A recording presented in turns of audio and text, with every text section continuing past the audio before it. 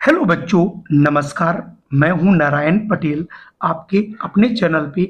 आज हम बात करेंगे पीएम एसएसवी छात्रवृत्ति परीक्षा 2023, जिसका एग्जाम 29 सितंबर 2023 को नियत है, जिसमें जीके के 20 प्रश्न, चाहे क्लास 9th के हों या फिर 11th के हों, उनमें पूछे जाते हैं। 9th और 11th में जीएस के क्वेश्चनों में बहुत अंतर नहीं होता, थोड़ा सा कठिनाई का अंतर होता है। कई क्वेश्चन रिपीट भी होते हैं। पिछला पेपर आप उठा के देखें, उसमें क्वेश्चन रिपीट भी हुए हैं। तो आज मैं उसी के संदर्भ में आज 20 प्रश्न वेरी मोस्ट इंपॉर्टेंट लेकर के आया हूं।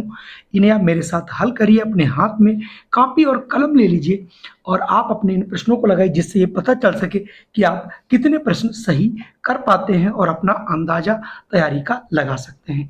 तो पहला प्रश्न हमारे सामने है, महात्मा गांधी ने दांडी मार्च कब प्रारंभ की थी? 14 मार्च 1930 को, 13 मार्च 1930 को, 12 मार्च 1930 या फिर 11 मार्च 1930। और अगर आपने यहाँ से ऑप्शन चुना है सी, 12 मार्च 1930, तो आपका आंसर बिल्कुल ठीक है और आपका आंसर मतलब सी वाला रहेगा।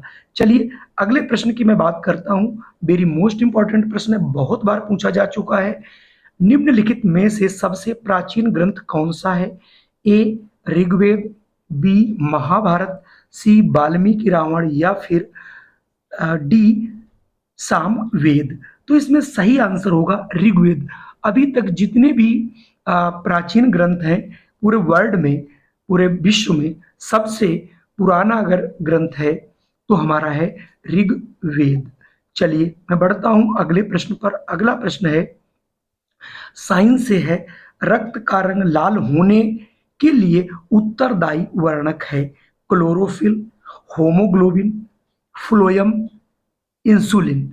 तो आपको मालूम होना चाहिए जो रक्त का लाल रंग होता है उसका कारण होता है उसमें होमोग्लोबिन की उपस्थिति, यानी ऑप्शन बी। चलिए बढ़ते हैं अगले प्रश्न पर। अगला प्रश्न है, बिजली का स्विच बनाने में किसका प्रयोग किया जाता है?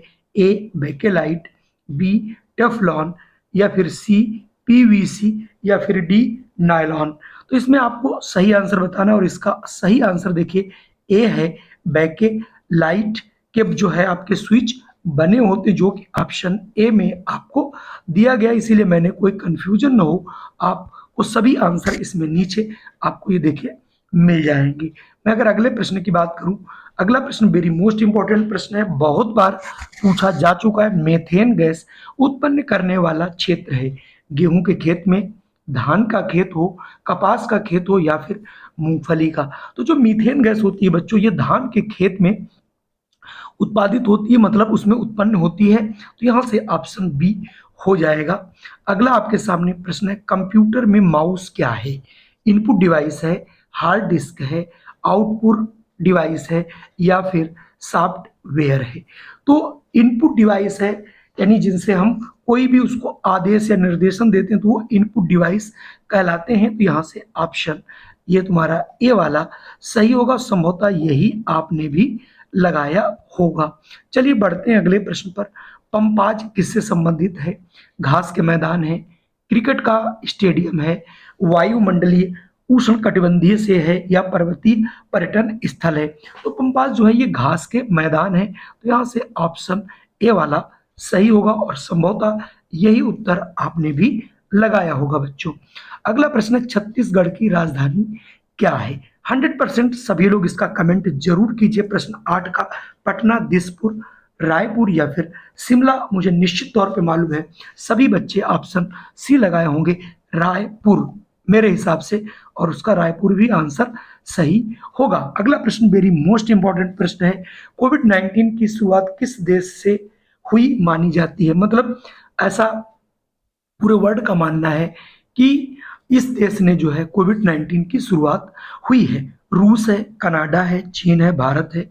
तो आपने सुना होगा वुहान एक शहर है चीन में, वहां से कोविड-19 की शुरुआत हुई थी और ये एक बहुत बड़ी महामारी ले लिया था। अगला प्रश्न है, भारत के नए संसद भवन का आकार कैसा है? कुछ प्रश्न ऐसे हैं जो लेटेस्ट पूछे जाते हैं, समसामयिकी के जो हमारे जीवन में इस समय घट रही वो से भी आपसे 1 या 2 प्रश्न पूछे जाएंगे। तो चूंकि हमारे नए संसद भवन का भी उद्घाटन हुआ है, तो त्रिभुजाकार है, आयताकार है, पिरामिड आकार है, या इनमें से कोई नहीं, तो आप यहाँ पर देख सकते हैं ये आपका त्रिभुज के आकार का है। तो यहाँ से ऑप्शन ए वाला सही हो जाएगा। अगर मैं अगले प्रश्न की बात करूं, भारत का राष्ट्रगान यानी जन गण मन किस पुस्तक से लिया गया है? ए गीतांजलि, बी भारत भारती, सी महाभारत से, डी रामायण से। तो जो हमारा राष्ट्रगान है जनगण मन, इसका जो राइटर है वो है रविन्द्रनाथ टैगोर जी, और ये पुस्तक उनकी है गीतांजलि, इसमें से लिया गया है। और ये पुस्तक जो है ये पहले भारतीय हैं जिन्हें साहित्य के लिए इसमें इनको नोबेल पुरस्कार भी मिला है। चलिए अगला प्रश्न पे बढ़ता हूँ। बजरंग पुनिया किस खेल से संबंधित हैं? खेल और खिलाड़ी अगर आप जानते हैं तो ये किससे हैं? क्रिकेट से हैं, कुश्ती से हैं, ये मुक्केबाजी से हैं, या फिर भारोत्तोलन से हैं। और अगर आपने इसका सही आंसर लगाया है बी कुश्ती, तो आप बिल्कुल सही हैं। चलिए मैं बढ़ते हैं अगले प्रश्न पर। विश्व में कुल कितने महाद्वीप हैं? पिछली बार पूछा गया था महाद्वीप कौन सा महाद्वीप नहीं है, तो आपको यह भी मालूम होना चाहिए कितने महाद्वीप पूरे विश्व में है। 7, 6, 5 या फिर 9।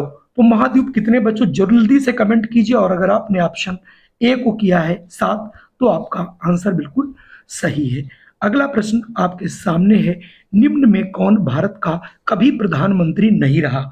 डॉक्टर मनमोहन सिंह, विश्वनाथ प्रताप सिंह, राजीव गांधी, या फिर प्रतिभा पाटिल। तो कंफ्यूज मत करिएगा, इसका सही आंसर लगाइएगा प्रतिभा पाटिल। क्लियर? चूंकि बाकी जो तीनों हैं ये भारत के प्रधानमंत्री रह चुके हैं, ठीक है, लेकिन प्रतिभा सिंह पाटिल जो है कभी भी ये भारत की प्रधानमंत्री नहीं रही।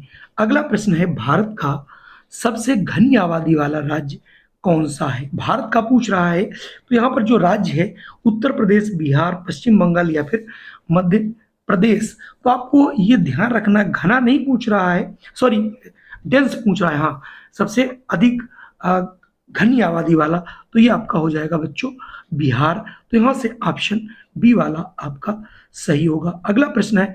कथकली नृत्य किस राज्य से संबंधित है?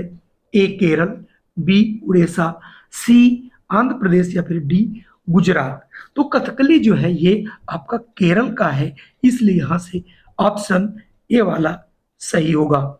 अगला प्रश्न है। एक्जिमा रोग किस अंग को प्रभावित करता है? तो आपको रोग और उनका लक्षण क्या है और वो किन अंगों को प्रभावित करते हैं, ये भी आपको आना बहुत जरूरी है। और अगर आपने चर्म रोग सुना है, चर्म यानी ये चर्म रोग होता है एक्जिमा, तो यहाँ से ऑप्शन ए हो जाएगा। तो जब भी आप रोग पढ़ें तो उनसे प्रभावित अंग जरूर पढ़ें, कारण जरूर पढ़ें। एक प्रश्न आपको जरूर मिलता है, नहीं तो आपको साइंस से भी एक प्रश्न मिलेगा। अगला प्रश्न है। मानवाधिकार दिवस कब मनाया जाता है? ए 23 दिसंबर, 10 दिसंबर, या फिर 7 दिसंबर, या फिर 14 नवंबर।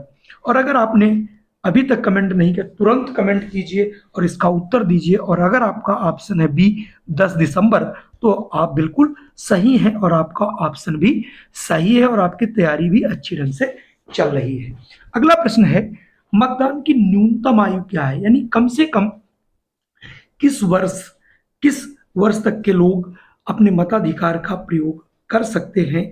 25 वर्ष, 30 वर्ष, 21 वर्ष, या फिर 18 वर्ष।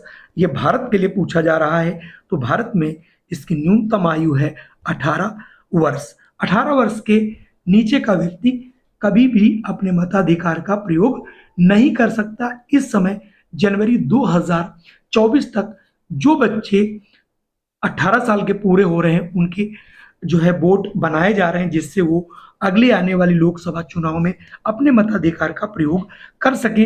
इसमें कुछ बच्चे ऐसे होंगे 10th के जो संभव था फर्स्ट ईयर में वो इस दौर से गुजर रहे होंगे, अपना जो है वोट जो है बनवा रहे होंगे। कांग्रेस का विभाजन किस अधिवेशन में हुआ था? मुंबई, सूरत, इलाहाबाद, या फिर लाहौर। और अगर आपने चुना है बी सूरत, तो आप बिल्कुल सही हैं। कुल मिला के आज के हमारे ये 20 प्रश्न थे। संभवतः आपको जरूर पसंद आए होंगे। अगर ये आपको पसंद आए तो इस वीडियो को लाइक कर दीजिए, और अगर चैनल पे पहली बार आए हैं तो आप इसे सब्सक्राइब कर लीजिए। इस प्रकार की वीडियो आपको सदैव मिलती रहेंगी।